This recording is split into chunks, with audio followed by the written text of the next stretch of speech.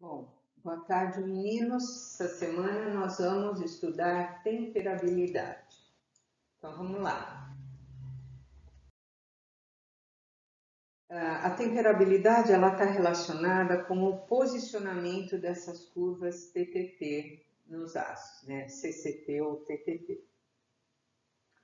E lembra-se que eu falei para vocês que cada material, cada aço tem a sua curva TTT, é como se fosse impressão digital? Então, muitos fatores vão fazer essa diferença, né? Que vão provocar essas diferenças que acontecem nos diversos tipos de aço. Então, vamos lá. Teor de carbono é uma delas. Então, se eu tenho mais ou menos carbono, eu vou ter um deslocamento, né? Vou ter as curvas mais deslocadas para a direita, quer dizer, um distanciamento maior das curvas do eixo Y ou menor, dependendo do teor de carbono. Outra coisa também é o tamanho de grão da austenita. Então, é muito comum que a gente veja um diagrama TTT ou CCT e explicitado qual é o tamanho de grão que gera aquela curva, né? E também qual é a temperatura de austenitização, sabia? Porque ela vai ter influência na temperabilidade também, nesse posicionamento das curvas de transformação de fases difusionais. Composição química parece ser o mais óbvio. E o teor de carbono entraria naturalmente na composição química. Mas aqui eu estou querendo falar de outros elementos de líquido. Bom, quanto menor for o teor de carbono para aços hipoeutetóides, é mais difícil de se obter estrutura martensítica. Então, olha aqui, o aço 1020. O aço 1020 ele tem as curvas dele totalmente tocando, né, o eixo Y.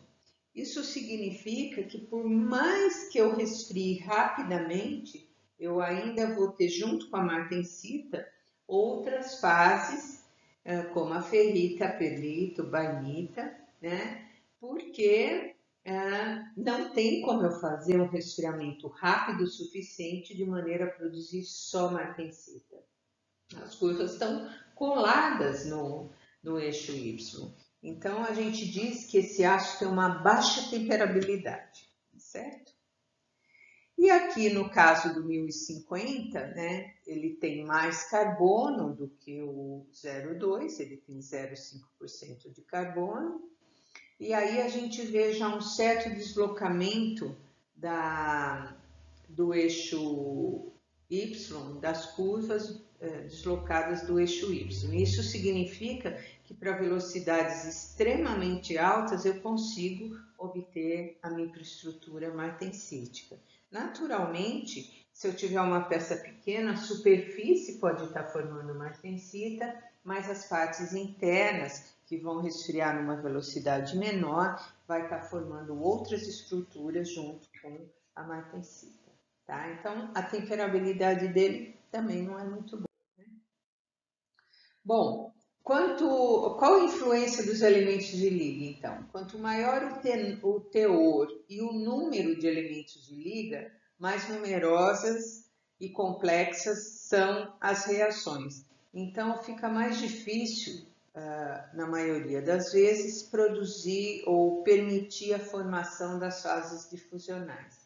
E todos os elementos, à exceção do cobalto, eles deslocam as curvas para a direita, retardando as transformações difusionais e ainda promovendo um joelho separado, né? A gente fica com dois joelhos, né? E aí eu consigo verificar bem onde é que a bainita se forma, porque ela meio que se separa da região da bainita. A gente viu isso da pelita, né? A gente viu isso na aula passada, que eu falei disso, esse aqui formou uma outra barriguinha, né? Porque os elementos de liga, eles tendem a separar bem essas duas regiões. Então, Se eles retardam a formação de fases difusionais, eu estou jogando a curva para a direita, fica mais fácil formar martensita, melhora então a temperabilidade. Toda vez que eu facilito a formação da martensita, jogando as curvas para a direita, eu estou melhorando a temperabilidade.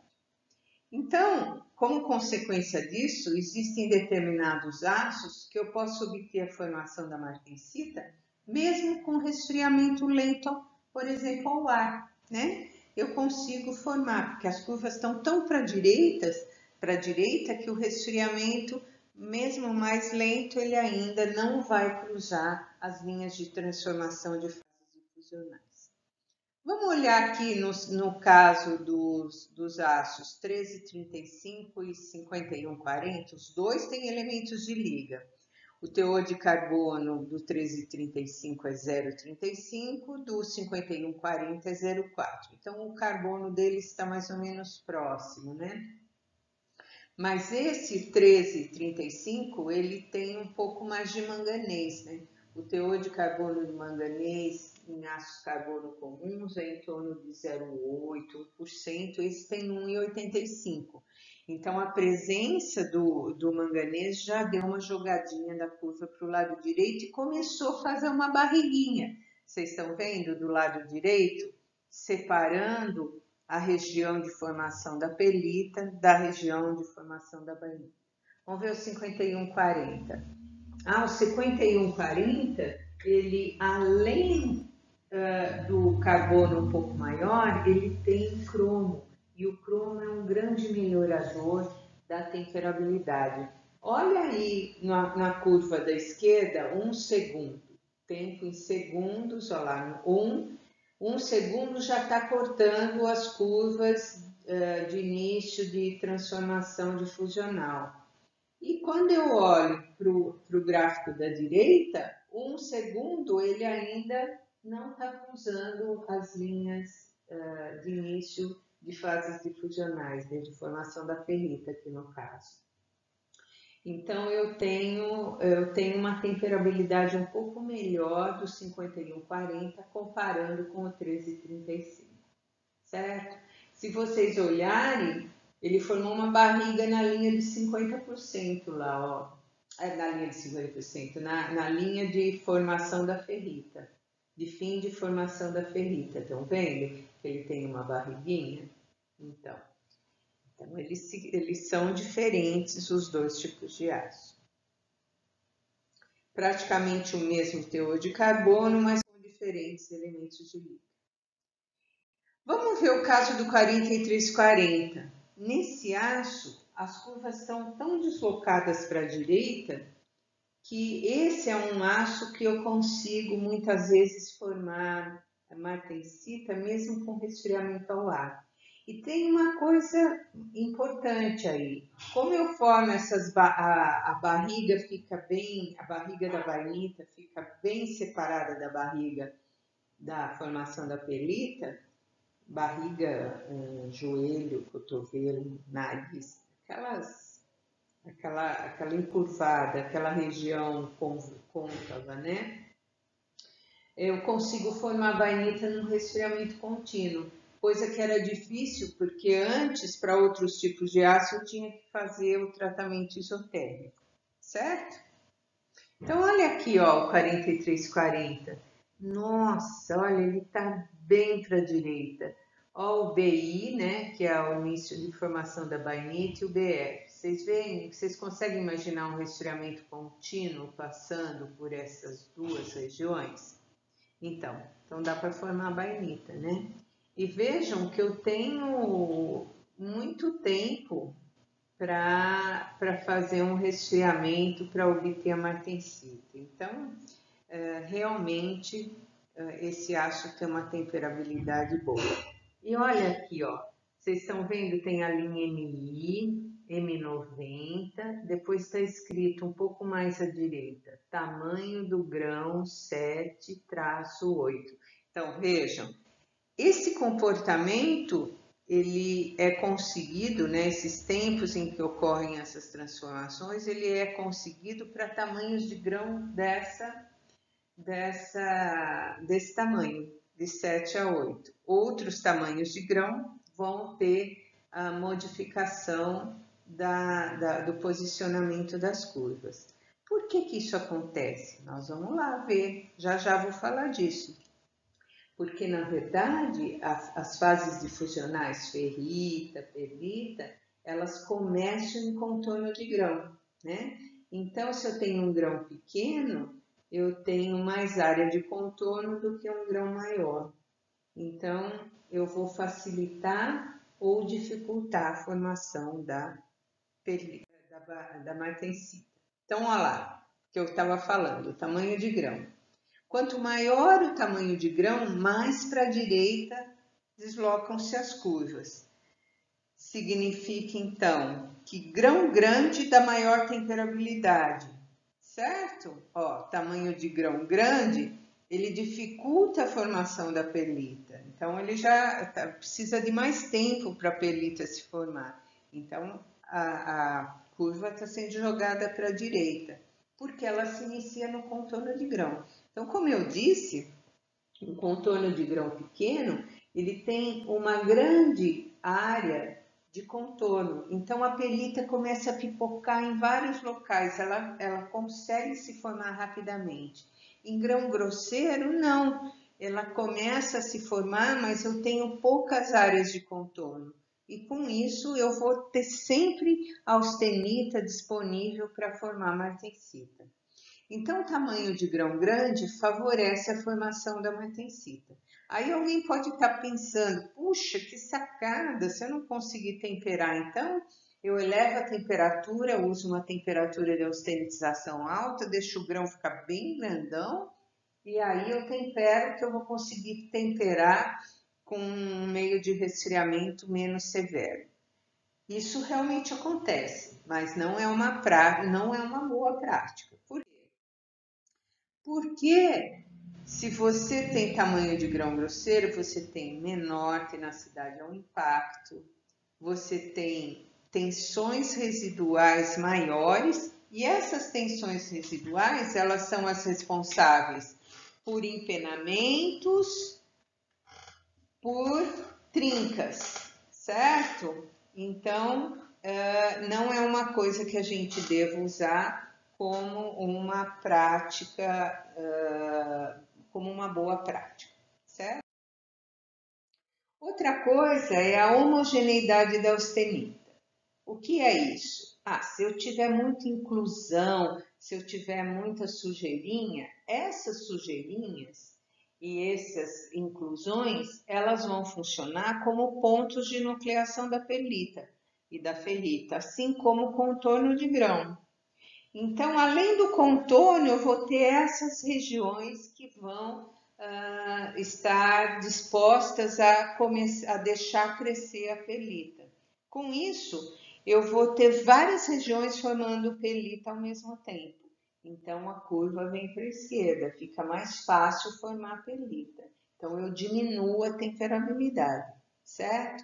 Então, quanto mais homogênea for a austenita, mais para a direita está a curva. Então, maior a temperabilidade. E mais homogênea a austenita eu consigo com temperatura de austenitização mais alta, porque eu vou dissolvendo mais os precipitados, né? Com isso, eu melhoro a temperabilidade. Então, ó, os carbonetos residuais ou regiões ricas em carbono atuam como núcleos para a formação da perlita. Então, se ela facilita a formação da perlita, se eu tiver muitos desses carbonetos, desses núcleos ricos em carbono, eu vou facilitar a formação da perlita. Então, uma maior homogeneidade favorece a formação da martensita, porque esses núcleos não vão existir para a formação da perlita, certo? Muito bem. Então, aqui eu tenho uma curva, um pedaço, né, da curva CCT com diferentes velocidades de resfriamento. Então, essa primeira de bolinha cheia, à direita, é um full annealing. O que é isso? É um recozimento pleno. O de quadradinho, então o que eu formo no recozimento pleno? Eu estou formando perlita grosseira, certo? Coarse perlite. Se eu estou fazendo um resfriamento dos quadradinhos, eu estou fazendo ao ar o resfriamento, é uma normalização que eu vou formar fine perlite.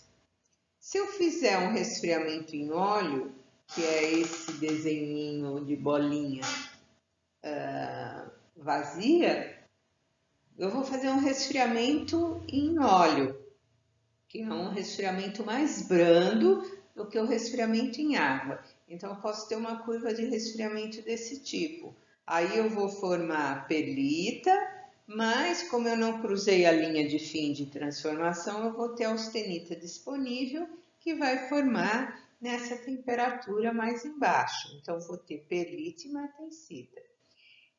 Essa linha tracejada é a velocidade crítica de resfriamento. Então, para a esquerda eu só formo uma martensita, para a direita eu vou formar uma mistura de martensita com outras fases, até que, se eu resfriar mais lentamente, eu vou formar realmente só as fases difusionais. Então, o resfriamento em água, que é uma linha cheia, eu vou formar só martensita. Certo? Muito bem. Olha aqui um outro diagrama CCT. Então vamos olhar, ó. Esse resfriamento em azul da direita é 0,006 graus Celsius por segundo. Entre essas linhas vermelhas eu formei ferrita, depois entre a vermelha e a verde eu formei perlita. Então, como microestruturas finais, eu vou ter F mais P, ferrita mais perlita. Então, qualquer resfriamento desse ponto para velocidades de resfriamento menores, eu vou formar ferrita mais perlita. Essa linha amarela, que é a 0,02 graus Celsius por segundo, entre essa amarela e essa azul, eu vou formar, olha na azul, quanta coisa que eu vou ter. Nessa amarela, quanta coisa que eu vou ter? Eu passo na região da ferrita, que é entre essas duas vermelhas de cima. Depois eu continuo descendo, eu vou formar bainita. Formei perlita ali e vou formar martensita, porque eu não cruzei a linha de fim de transformação. Então, olha a miscelânea de coisa que eu vou ter. Ferrita, perlita, bainita e martensita. Nessa velocidade de resfriamento azul clara, que é o 0,3 graus Celsius por segundo, que fica em essa região entre esse azul e o amarelo, eu vou formar martensita, mais ferrita, mais bainita, porque entre essa amarela e azul claro, eu vou passar pelo campo ferrítico também. Então, eu vou formar ferrita e bainita, certo? Bainita aqui embaixo. Só isso? Não, se eu não cruzar a linha de fim de transformação, eu vou ter martensita ainda. Entre a azul claro e a vermelha, eu vou formar bainita, porque ele não entrou nas linhas vermelhas lá de cima, ele só entra na vermelha aqui embaixo, que é onde forma bainita. E eu vou formar martensita. Então, entre essa velocidade de resfriamento de 0,3 graus Celsius por segundo e o 8,3 graus Celsius por segundo, que é a tracejada vermelha, eu vou ter a formação de martensita mais bainita. E essa tracejada vermelha é a taxa crítica, então velocidades maiores do que ela vão produzir só martensita, certo? Olha aqui um diagrama, vocês veem que eu coloco diagrama TTT e CCT, tudo misturado? Que é para a gente só ver as regiões onde as microestruturas são formadas, tá? Então, olha, aqui eu tenho um aço com 0,5 à esquerda, 0,5% de carbono, manganês, então é um 1050 normal, certo? E aqui à direita eu vou ter manganês um pouquinho maior, vou ter cromo e vou ter molibdênio. Olha só, eu desloquei as curvas para a direita e formei aquela barriguinha que eu falei para vocês, né? Então agora vamos pegar uma mesma sequência de aços, todos com 0,4% de carbono. Então esse é o aço carbono comum, 1040. Ele tem uma baixa temperabilidade, ele só tem carbono e manganês, né? A curva está bem para a esquerda. Estou vendo aí uma tendência a gerar uma barriga, né? Agora eu adicionei, além do carbono manganês, eu adicionei o cromo, então fiquei com 51,40. A curva já se deslocou e a barriga já apareceu, bem mais pronunciada. Agora, além do cromo, eu vou colocar molibdênio, então eu tenho 41,40. Mais para a direita, mais pronunciada a barriga. Agora, além do molibdênio, eu vou colocar níquel. E aí eu tenho 43,40. E a curva foi praticamente bastante deslocada para a direita, formando bem esses dois campos da pelita e da bainita, né? Então existe uma separação dessa região da pelita e da bainita. Então olha só a diferença de temperabilidade. Para eu começar a formar, olha da esquerda o 1040. Eu estou a 680, 1200 graus Fahrenheit, que desgraçadamente é isso que dá para ler melhor, essa 1200, né? Aí eu venho resfriando, olha quanto tempo eu demoro para começar a formar a pelita. Primeiro eu passo pelo campo A mais F, que forma a ferrita. E aí eu vou começar a formar a pelita. Então, para eu sair do campo A mais F, eu demorei 15 segundos. No caso do 4340, para estar nessa mesma posição do diagrama, eu levei 1 hora, né? Porque isso é logaritmo aqui embaixo, certo? Então vejam como a temperabilidade do 4340 é bem maior do que a do 1040. Aqui tem uma outra tabelinha mostrando a diferença para você chegar na linha final de transformação da bainita. O 1040 eu demoro 13 segundos, o 5140 3,5 a minutos, não segundos, minutos, o 4140 4,5 e o 4340 35 minutos. Então, mostrando que o deslocamento da curva está bem para a direita, certo? Muito bem. Então, vejam, se eu tiver só martensita, eu vou ter uma dureza maior, porque a martensita é a microestrutura que gera uma dureza bastante alta. Mas se eu tiver quantidades menores de martensita, eu vou tendo uma diminuição da dureza. Então, o que esse diagrama está mostrando para a gente? Olha, primeiro, para qualquer curva que eu pegue dessas, eu aumentando o teor de carbono, eu aumento a dureza. Perfeito, né? Carbono, mesmo, vamos pegar essa de 99,9% de martensita. Então, eu tenho 100% de martensita. A martensita com 0,3% de carbono, ela é mais mole do que a martensita com 0,6% de carbono. Nossa, por que isso acontece, professora? Lembra que eu falei que o carbono ele fica lá deixando a rede mais tetragonal? porque ele empurra os átomos de ferro. Então, quanto mais carbono eu tiver, mais distorcida fica a rede, mais dura a martensita. Quanto menos carbono, mais cubiquinha ela tá, menos dura ela fica, certo? E para o mesmo teor de carbono, vamos pegar 0,4, olha, com 0,4% de carbono, se eu formar 100% de martensita, eu chego a 55 ROCK-UC. Mas se eu conseguir formar só 50% de martensita, se eu formar 100% de martensita, eu chego em 55 ROCK-UC.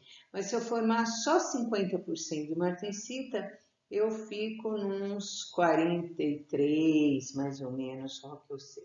Então, quanto mais martensita eu tiver, mais dura vai ser, certo? Agora, eu posso ter 100% de martensita. Quem tiver mais carbono no 100% de martensita, o aço que tiver mais carbono é o que vai ter maior dureza, tá? Então, a gente tem que tomar um pouco cuidado quando a gente faz essa comparação entre temperabilidade e dureza. Não é dizer que quem é mais temperável tem maior dureza, porque depende do teor de carbono, certo? Ó, a dureza de 48 ROCK-UC eu posso conseguir com 80% de martensita com aço de 0,4% de carbono e posso conseguir com 95% de martensita com aço de 0,3% de carbono, certo? Então eles têm a mesma dureza, só que o 0,3 estava com mais martensita do que o 0,4. Captaram isso? Então tá. Então vamos lá ver. O aumento do carbono dá uma tendência a aumentar a temperabilidade se ele estiver dissolvido. Se ele estiver formando carbonetos, ele já vai interferir naquela homogeneidade. Então, eu preciso tomar um certo cuidado com isso. Se o aço tiver muito carbono na forma de carboneto, a temperabilidade cai, porque a homogeneidade não fica boa, certo?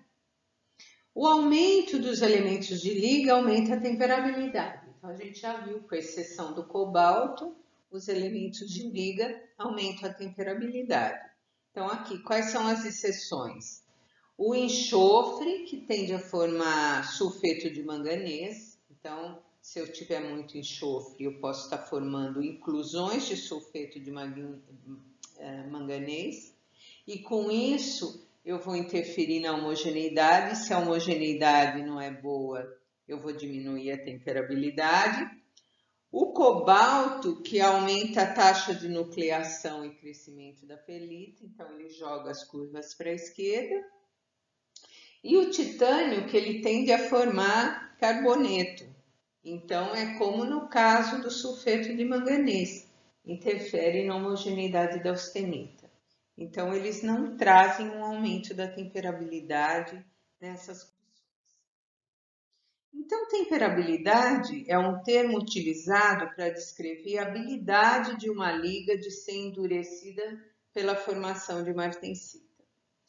Uma liga que possui alta temperabilidade forma martensita não apenas na superfície, mas em elevado grau também no seu interior, né? Onde as velocidades de resfriamento não são tão altas quanto na superfície, mas mesmo assim, se o aço tiver grande temperabilidade, eu vou formar grande quantidade de martensita no interior. A temperabilidade não é dureza da martensita. Tá? A dureza da martensita está relacionada com a porcentagem de carbono. Tá? E existem várias maneiras de medir a temperabilidade. Elas podem ser medidas pelo método de Grossman e pelo método Jominy. Vou explicar para vocês mais ou menos o que é. A temperabilidade medida pelo método de Grossman é a chamada de diâmetro crítico. O que é diâmetro crítico? Diâmetro crítico é o maior diâmetro que eu ainda consigo ter 50% de martensita no centro. Se isso tiver, eu digo que houve uma têmpera, né? Se eu conseguir ainda 50% de martensita.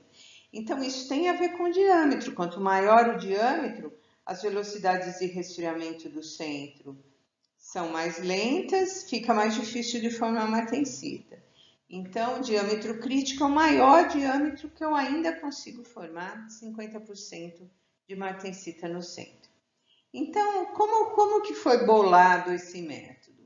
Barras cilíndricas de aço de diâmetros crescentes foram austenitizadas e resfriadas rapidamente, em condições controladas para a transformação da austenite em martensita. Depois elas foram cortadas e foram medidas as durezas da superfície até o centro. Com isso, foram traçadas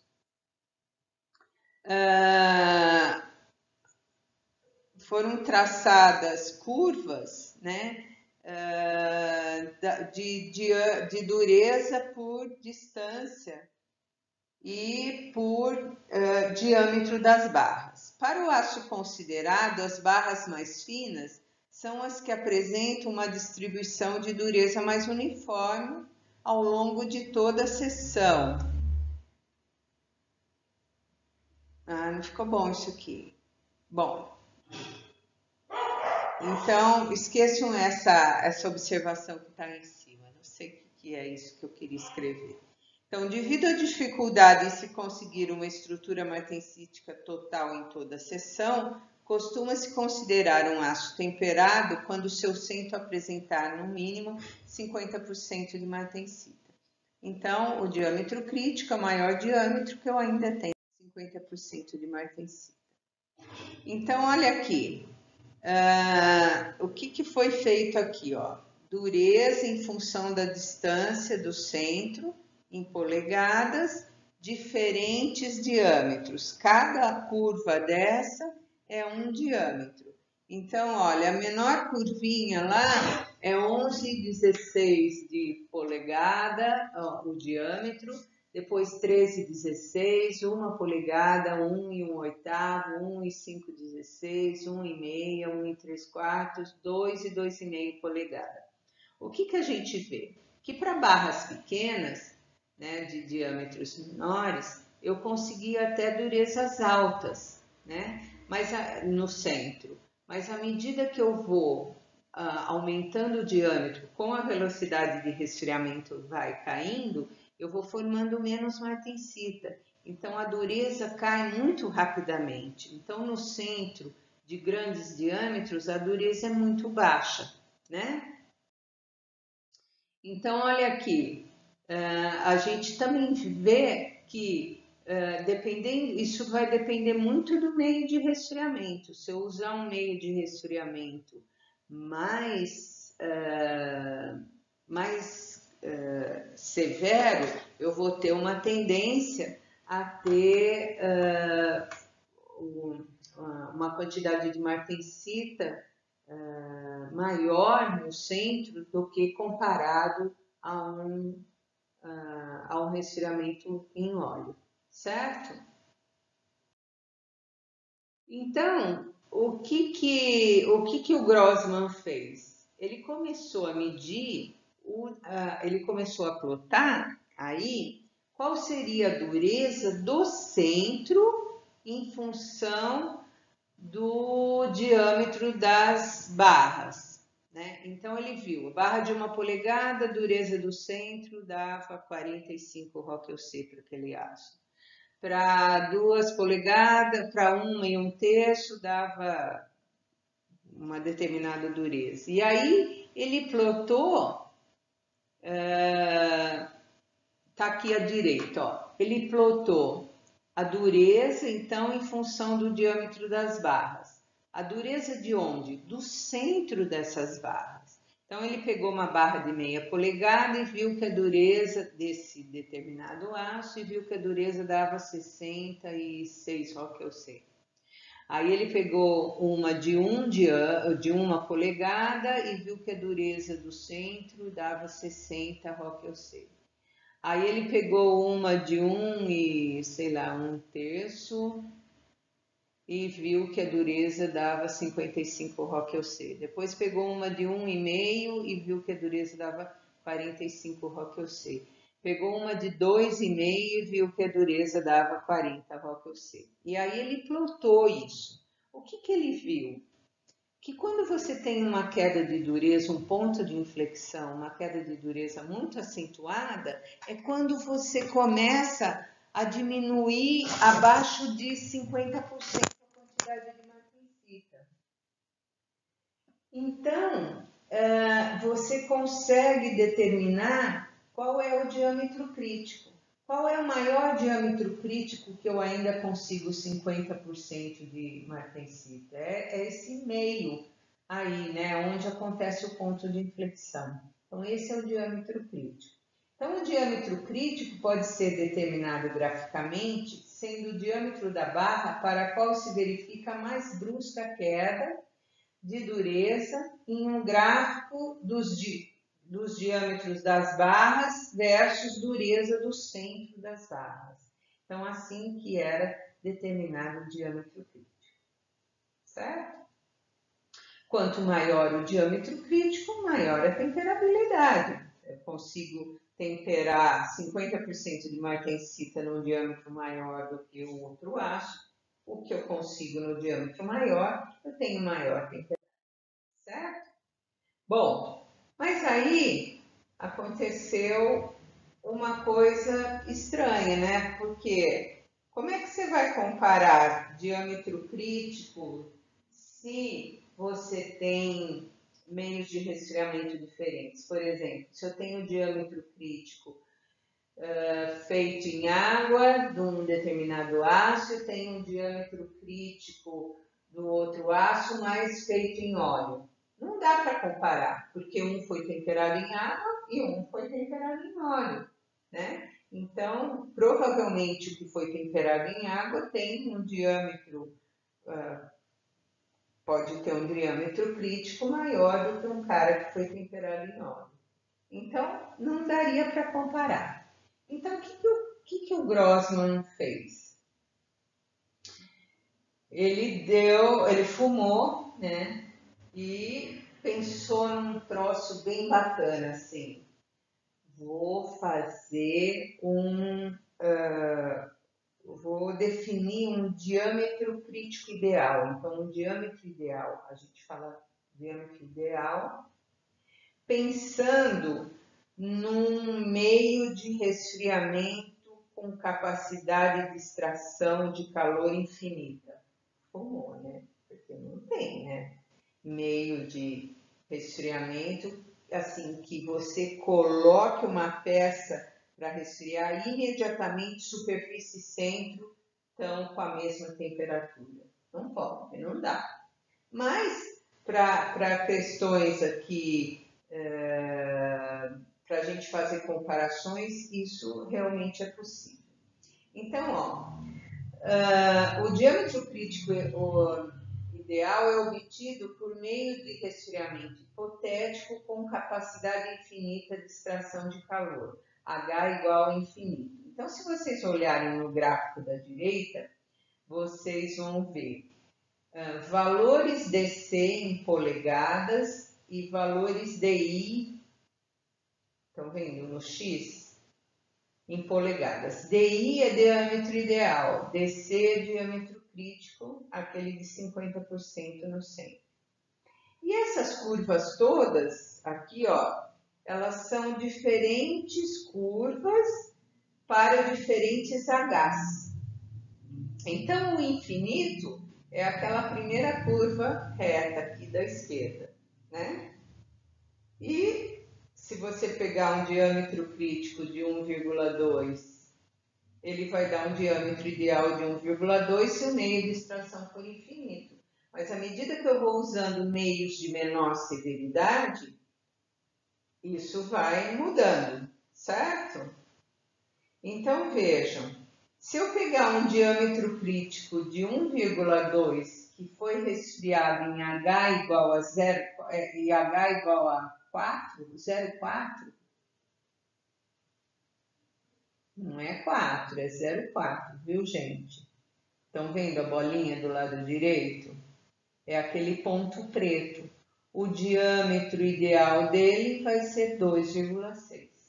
E com isso, então, eu posso comparar diferentes diâmetros críticos que foram temperados em diferentes meios, né? Então, por exemplo, se eu tenho um cara que tem um diâmetro crítico de 1, mas que foi temperado em 0,2 de H, que é um óleo bem lento, eu vou ter diâmetro ideal de 3, ou seja, ele tem maior temperabilidade do que o que tinha diâmetro crítico de 1,2 e foi temperado em H igual a 0,4, certo? Dá uma olhadinha mais cuidadosa nisso. Vejam, eu errei aqui, hein? Em um meio com H igual a 0,4, não igual a 4, tá? Então, olha só, aqui eu tenho os mesmos gráficos, o de cima é absolutamente igual ao que a gente viu, só que ele está mais claro, né? E o de baixo é um aumento dessa região até 3, o diâmetro crítico ideal, mas indo até 3 polegadas. Estão vendo? Tá? Muito bom. Então agora vamos ver uma coisa. Primeira coisa, vamos ver o que é esse gráfico aqui. Ele é diâmetro ideal por porcentagem de carbono, que aliás não ficou muito bom porque eu fiquei em cima dele, mas nós vamos dar o exemplo com 0,4, certo? E aí eu tenho várias curvas. Green size number 4, green size numbers 5, 6, 7, 8. Ok. Então, eu tenho tamanhos de grão diferentes. Muito bem, muito bem. Quem é maior? Quem é 4 ou quem é 8? O que é esse número STM mesmo? Número de grãos por unidade de área. Então, quem tem 8 por unidade de área é menor do que tem 4 por unidade de área, certo? Então, olha, vamos pegar um aço com 0,4% de carbono. Se ele tiver tamanho de grão ASTM8, ele vai ter diâmetro crítico de 0,2, diâmetro ideal de 0,2. Se ele tiver um grão de tamanho 4, mais grosseiro, ele vai ter diâmetro ideal de 0,28, ou seja, ele tem maior temperabilidade, né? Lembram-se aquilo que a gente viu? Realmente aqui está mostrando isso. Bom, outra maneira da gente verificar a temperabilidade é fazer curva em nu, né? O que a gente verifica é como varia a dureza em função do distanciamento da superfície. Então, olha só, aqui eu tenho um mesmo aço, que é o 1045, à esquerda usando água como resfriamento e à direita usando óleo. Quais são os diâmetros das barras? Olha, meia polegada, 1 polegada, estão vendo? Ó, tá escrito, ó, meia polegada, 1 polegada, 2 polegadas, 3 polegadas, vai até 5 polegadas aqui embaixo, estão vendo? E a mesma coisa para óleo. O que a gente observa? O que é esse gráfico de curva em U? É a variação da dureza da superfície até o centro. Por que fica em curva em U? Porque eu faço a variação de um lado, faço a variação do outro, nos pontos dá uma curva em U, né? Então, olha, o de meia polegada em água, olha a dureza que ele conseguiu a superfície quase 60 ROC/C e o centro 52 ROC/C. O de 1 polegada, a dureza superficial foi mais ou menos a mesma, mas o centro já caiu para 34 ROC/C, certo? E à medida que eu vou aumentando o diâmetro, nem a dureza da superfície me dá valores tão altos. Por quê? Porque, embora a superfície esteja perdendo calor rapidamente, o centro está bem quente, porque a massa dele é grande, porque o diâmetro é grande, então ele alimenta de calor a superfície, né? Então a dureza da superfície vai caindo também.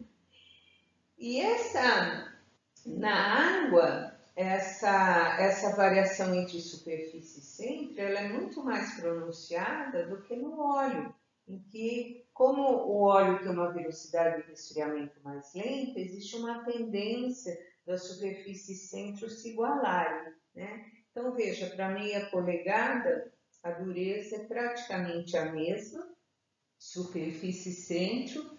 2 polegadas tem uma pequena variação. 5 polegadas, a dureza da superfície é bem pequena. Não chega a temperar, ó. É abaixo de 20 ROC/C, né?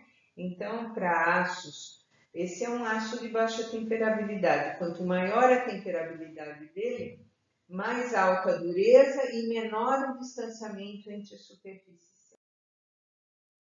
Olha aqui outros aços. 6140, temperado em água e temperado em óleo. Se eu comparar com o outro na mesma condição de têmpera, eu vou ver que esse aço ele consegue durezas maiores. Lembram que eu falei que o anterior, o 1040, a dureza da superfície do de 5 polegadas temperado em óleo era abaixo de 20 ROC/C? Aqui já deu 34 ROC/C, né? Na mesma condição, no mesmo óleo de têmpera, certo? Então, esse tem maior temperabilidade.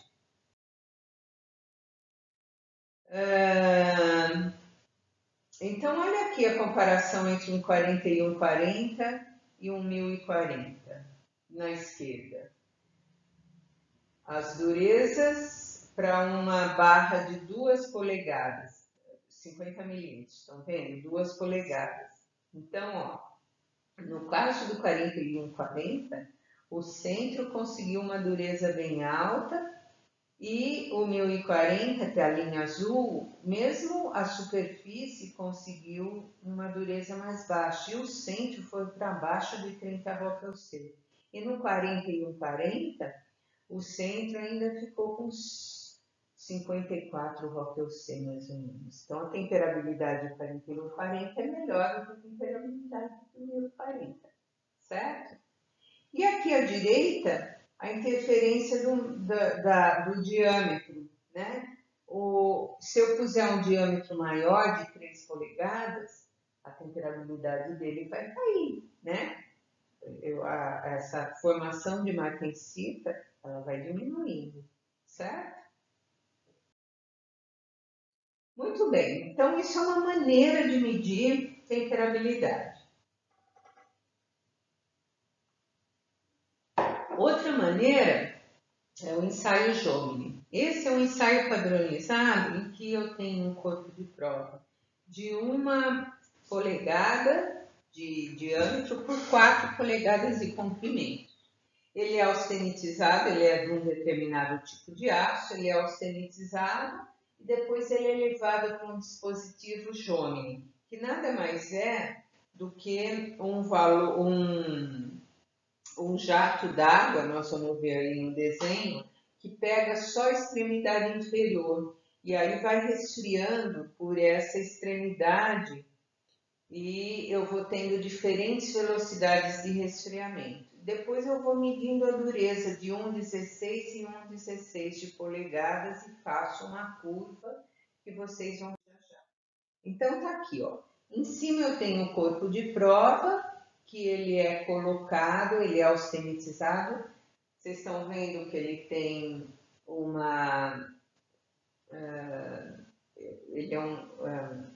ele tem essa parte de cima um pouco maior, que é para ele pousar, né, ele ficar pendurado no dispositivo Jomini, como a gente vê embaixo aqui, ó.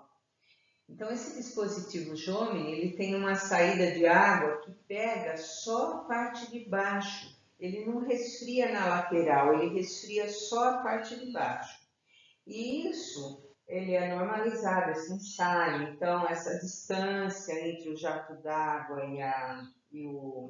e a extremidade da peça, ela é padronizada, a pressão da água, certo? É tudo certinho para que o ensaio que eu faço aqui seja igual ao ensaio que o pessoal lá da Eslovênia faz, certo? Depois é feita uma usinagem para deixar uma superfície mais plana, como a gente vê no gráfico B aqui da figura de cima, e aí é feita a medida de dureza. Estão vendo esses pontinhos que tem a flechinha aqui, ó? Rockel-C Hardness Tests. Então, esses pontinhos são as medidas Rockel-C de dureza que são feitas, desde a extremidade onde bateu a água até as regiões onde resfriou mais lentamente. Vocês percebem que a parte de cima é praticamente um resfriamento ao ar, né? Porque a água está muito distante aqui da parte de cima, certo? Aí a gente constrói as curvas de dureza por distância da extremidade temperada. Então, o que aconteceu? A taxa de resfriamento diminui com o aumento da distância e assim há mais tempo disponível nessa parte de cima para a difusão do carbono e formar as fases difusionais, por exemplo, a perita, que é mais mole, que é mais tensível. Então, eu acho que for mais temperável aquele que consegue, mesmo nessas regiões onde a velocidade de resfriamento é menor, que eu teria tempo para a difusão do carbono, mas mesmo assim eu ainda formo martensita. Então, a queda de dureza com relação a essa distância da extremidade temperada, que é essa onde bateu a água, ela ainda, a dureza não cai tanto, tá? Na extremidade temperada, eu tenho praticamente 100% de martensita.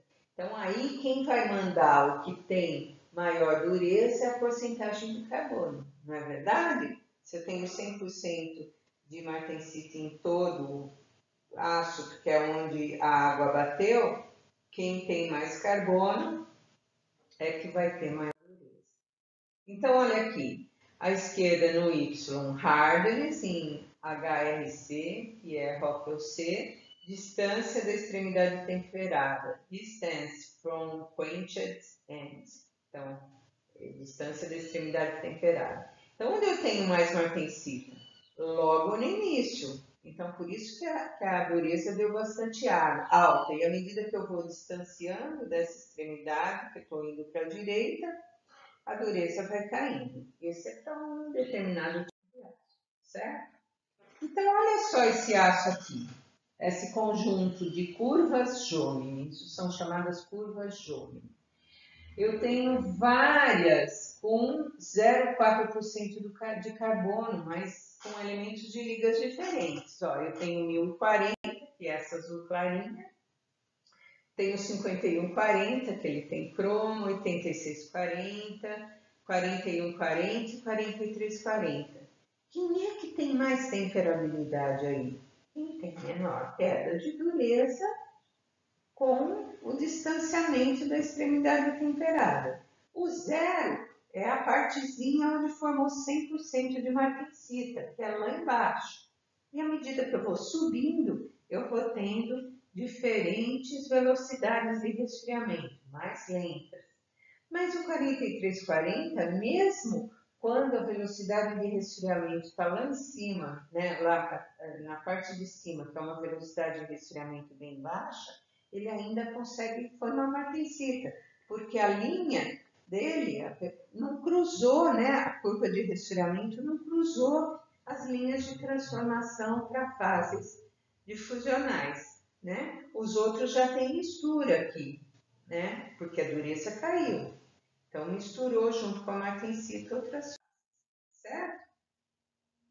Eu posso fazer uma correlação entre a posição ao longo do corpo de prova Jôme e as curvas de resfriamento contínuo, né? Então, aqui eu tenho, ó, diversas curvas de resfriamento, só para mostrar para vocês, né?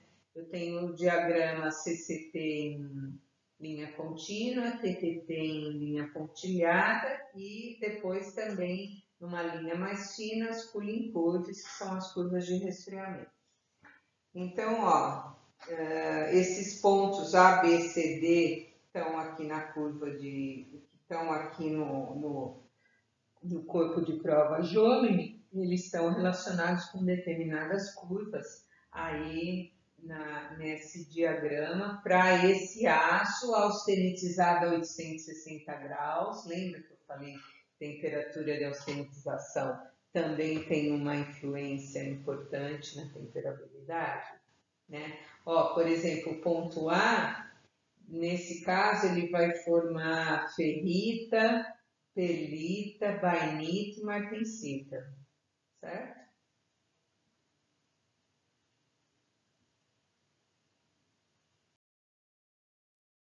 Bom, isso aqui a gente já viu, né? A influência dos elementos de liga, esse aqui eu já mostrei para vocês, 4340, 4140, 8640, 1040.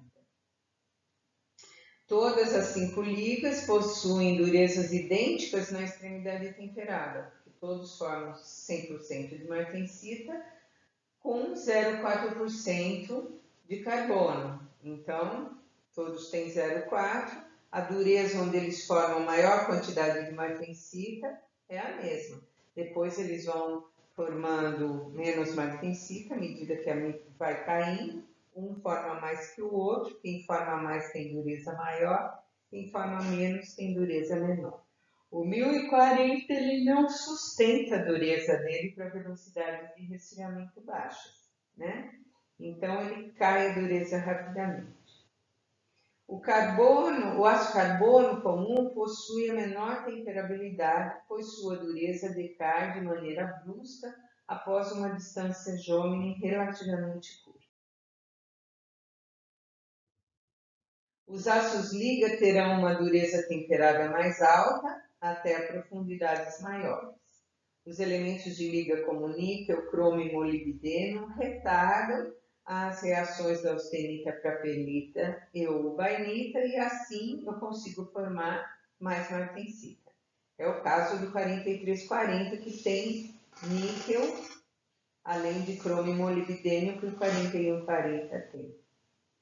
Ou isso aqui ele tem mais molibdênio, o outro tem níquel também. Bom,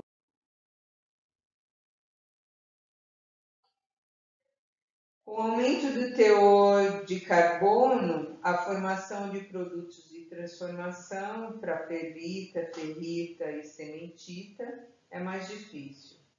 Então, ó, o que nesse caso eu estou mostrando para vocês? Eu estou mostrando curva Jôme de aços que têm os mesmos elementos de liga, porque eles são 86. Só que eles têm 0,2 de carbono, então 8620. Ele tem 0,3, 8630, 8640, 8650. Qual aço que tem maior temperabilidade? O aço 8660, porque ele tem mais carbono e ele tem uma melhora da temperabilidade por isso. Não só na região onde ele tem 100% de martensita, que é perto do zero aqui no eixo X, a dureza dele é maior do que o 8630, por exemplo. Por que é maior? Porque ele tem mais carbono. Porque ambos formaram 100% de martensita nessa região, mas a dureza da martensita de mais alto carbono ela é maior. Então, as curvas de temperabilidade dependem também do teor de carbono. A dureza em qualquer posição Jôme aumenta em função do aumento do teor de carbono. Dá para ver, né? Olha a influência da temperatura de austenitização. O aço é 41,50 e eu tenho curvas A, B, C, D, E e F. Cada uma austenitizada numa temperatura. A F, 775 graus Celsius.